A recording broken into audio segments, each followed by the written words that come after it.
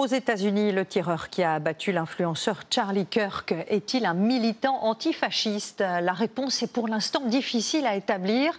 Les inscriptions sur les munitions vont dans ce sens, mais selon les premiers éléments, le jeune homme semblait peu politisé dans sa vie de tous les jours.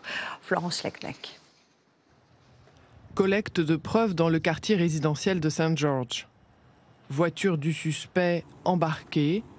Derrière les murs de cette maison, le FBI espère des indices et des preuves pour éclairer le profil de Tyler Robinson. Arrêté ici sans résistance au domicile de ses parents pour surprendre tout un quartier et ses anciens camarades de classe.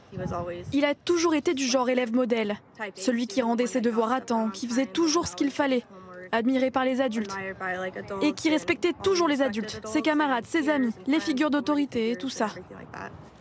Un étudiant brillant, aîné d'une fratrie de 3 garçons et dont la mère postait régulièrement sur les réseaux sociaux la vie d'une famille blanche et conservatrice.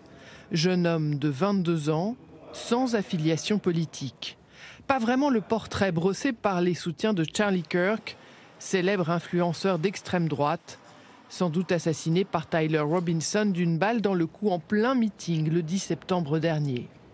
Et dont la veuve a déjà pris la parole devant le micro où son mari avait l'habitude d'enregistrer ses podcasts. Vous n'avez aucune idée du feu que vous avez allumé.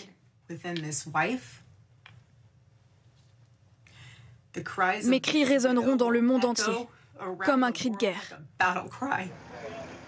Une guerre contre une gauche démocrate dont rien ne dit encore quel était le ferment de cet assassinat.